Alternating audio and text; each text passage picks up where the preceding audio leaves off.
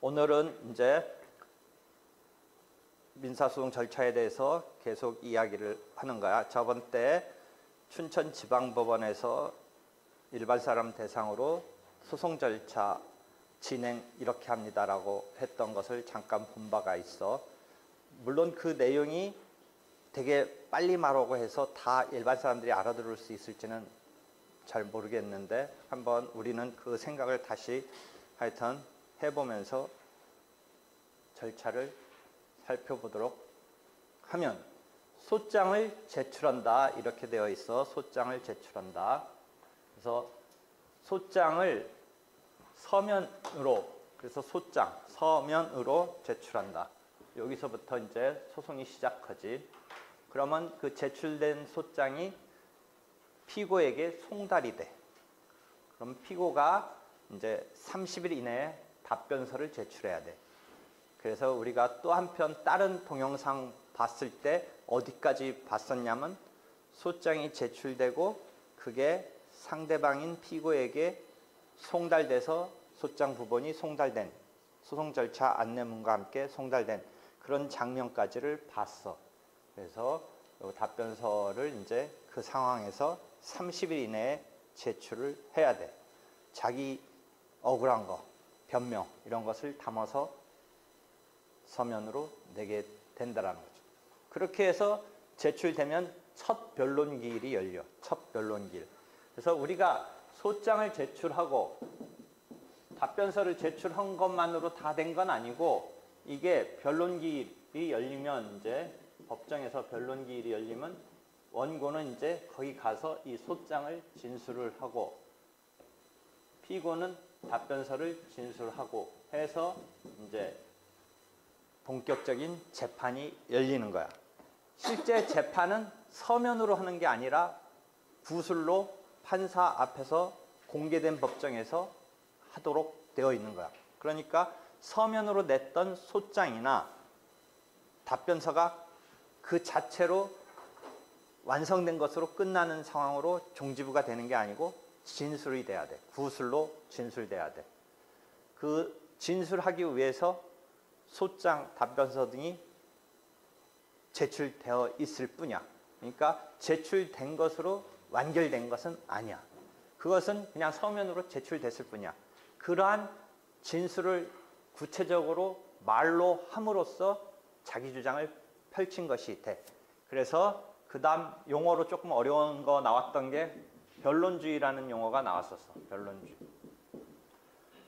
당사자가 주장한 것을 전제로 주장한 것을 자료로 해서 판단을 한다라는 원리야. 그러니까 소장에 기재해놓고 답변서에 기재해놓고 실제 변론하지 아니하면 판단되지 않아. 그러니까 물론 소장 답변서에 기재해놓지 않은 거라도 법정에서 변론하면 판단의 자료가 될 수 있어. 왜? 구술주의이기 때문에. 서면주의는 서면으로 제출하는 것은 서면주의를 채택하고 있는 게 아니고, 서면으로 제출한 것은 그 자체가 완결적인 게 아니기 때문에. 그래서 실제 제출했어도 구술로 변론을 해야 돼.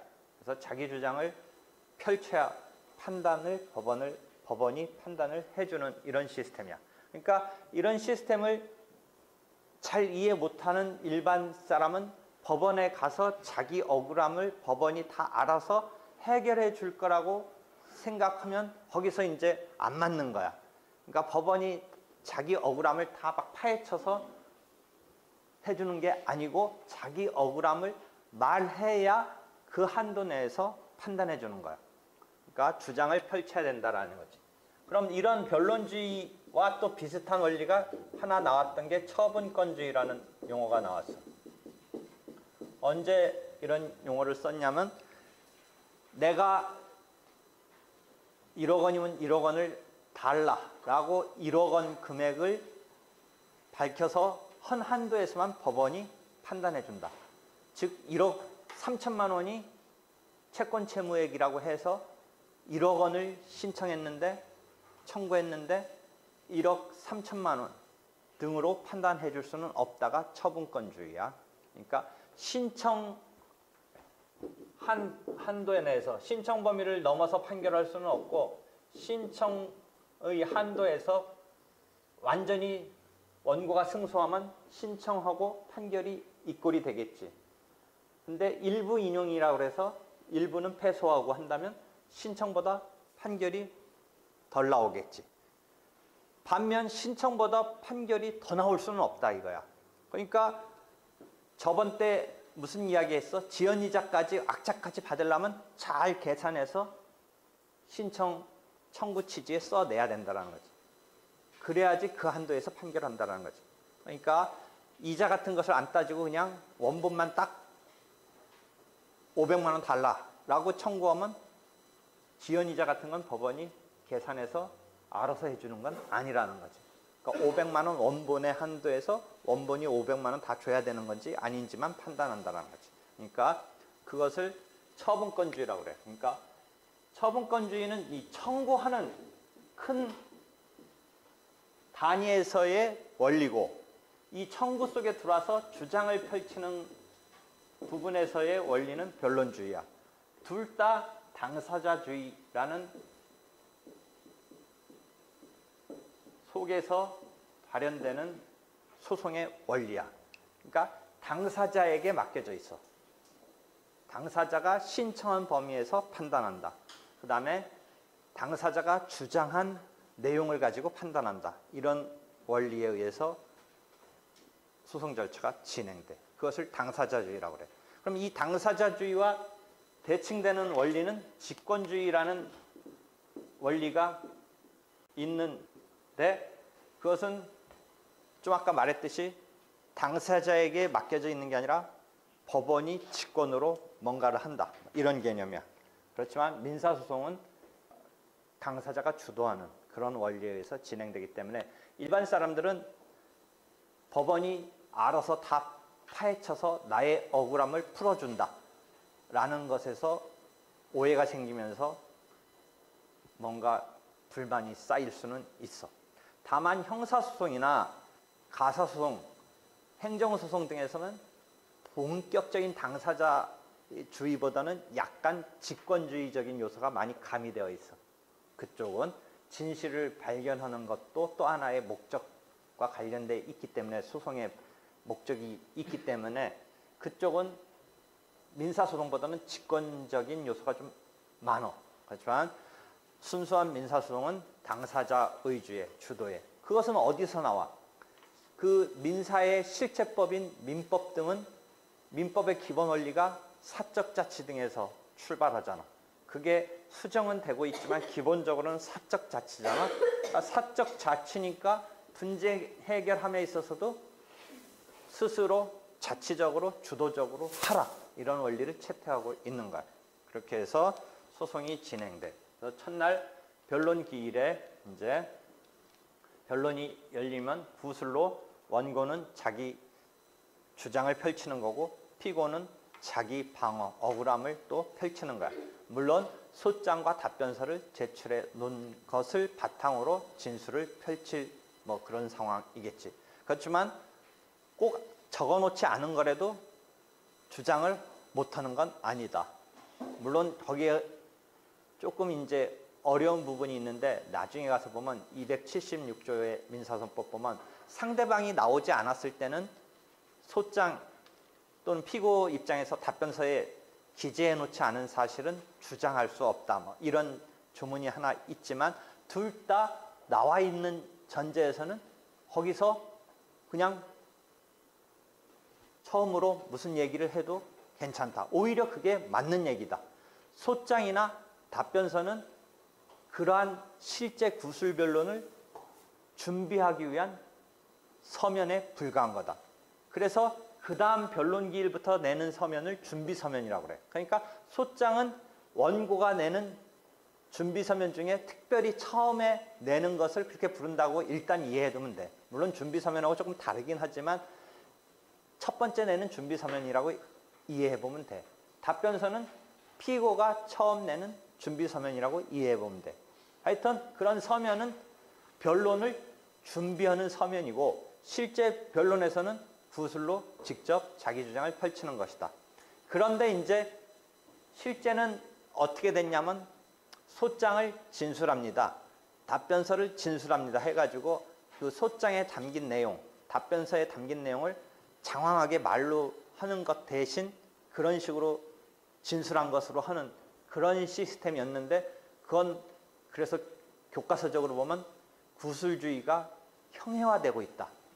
그렇게 하는 것은 형해화되고 있다 해서 요새는 그런 정도는 아니고 핵심적인 것은 한 3분, 5분 장황하게 뭐 한 10페이지 정도 쓴 것을 읽는 정도로 구술로 할 필요까지는 없지만 핵심적으로 내가 뭐를 지금 불만이라서 뭐를 지금 얻기를 원하는 것이다라는 핵심적인 내용을 구술로 하는 거고 피고도 답변서에 장황하게 쓴 것을 뭐 다 막 미주알고주알 읽는 식으로 할 필요까지는 아니고 이리저리해서 원고의 어떤 주장이 부당하다. 내가 이리저리 한 것 때문에 응할 수 없다. 이런 거는 핵심적으로 말을 해서 그게 구술주의에서 맞춰져서 변론이 진행되는 거지. 그래서 첫날 변론에 의해서 소장과 답변서가 이렇게 내용이 구술로 진술이 되고 그런 상태에서 이제 쟁점이 무언가가 이제 정리될 거야. 쟁점이 정리되면 그 쟁점이 정리되기까지 한 번 변론이 한 번만 열릴 수도 있겠지만 속행돼서 2번, 3번 열릴 수도 있어. 사건에 따라서. 하여튼 변론이 그럼 속행된다는 말을 써. 그래서 속행되면서 쟁점이 이제 정리돼 가는 거야. 한편 이렇게 이제 양 당사자가 싸우고 있는 핵심이 뭔지 드러나면 그것에 대해서 싸움이 있다는 것은 원고든 피고든 서로 간의 주장에 대해서 반박하고 있고 억울하다라고 하고 있고 아니라고 하고 있는 거니까 증거조사를 해야 되는 상황으로 가게 돼. 그래서 증거조사 기일이 열리게 되는 거야. 그래서 변론이 열리고 이제 증거조사 기일이 열리는데 보통 증거조사는 변론 기일에 같이 해. 그래서 증거를 이제 신청해서 자기 주장을 뒷받침하는 증거를 신청해서 법원에게 그런 심증을 주려고 해. 예컨대 대여금 청구에서는 피고가 빌린 적 없다라고 한다면 원고가 대여 사실을 증명하려고 차용증 같은 것을 증거로 그 서면을 증거로 쓰는 것을 서증이라고 그래. 서증을 제출한다든지 아니면 돈 빌려줄 때 같이 있었던 그것을 목격한 사람을 증인으로 신청한다든지 해서 그러한 증거조사로 들어가게 되는 거예요. 그래서 증거조사에 있어서 이제 만약에 이런 상황도 있을 수 있어. 피고가 빌린 거는 맞는데 갚았다. 이렇게 답변을 반격을 하는 경우도 있어. 그 경우에는 돈 빌려간 사실은 자백한 거니까 증명할 필요가 없어. 그것을 불요증 사실이라고 그래. 그러니까 당사자 간에 자백된 사실에 대해서는 더 이상 증명할 필요가 없어. 왜 그래? 민사소송은 당사자한테 맡겨져 있으니까 민사소송은 이 사실 확정 등에 있어서 당사자에게 맡겨져 있으니까 그대로 그거는 인정해버리면 돼. 그러니까 피고가 원고의 대여 사실에 대해서 빌린 적 있다. 빌린 건 맞다. 라고 한다면 그건 더 이상 증거 조사할 필요가 없어. 그런데 이제 왜 그러면 이 싸움이 종지부가 안 되고 계속 될 수밖에 없냐? 피고가 뭐라고 하냐면 갚았다라고 얘기하는 거야. 피고가 갚았다. 근데 다시 원고가 갚은 적 없다. 뭐 이런 이야기를 하는 거야. 그러니까 이때는 갚았다는 것은 누가 증명을 해야 돼? 피고가 갚은 것에 대해서 증명을 해야 돼. 역시 갚게 된 뭐 돈을 갖고 나서 수령증을 받은 거 또는 뭐 온라인으로 뭐 이체를 한 거 또는 증인 등을 내세워서 갚은 것을 증명하는 이런 증거조사가 필요하게 되는 거야. 그래서 이 증거조사가 열리게 되는데 그러면 우리가 여기서 이제 변론기일에 증거조사까지 같이 열리고 해서 사실이 심증이 이제 법원이 판단하기에 성숙됐으면 이제 판결을 선고하는 거야. 판결을 선고하는 거야.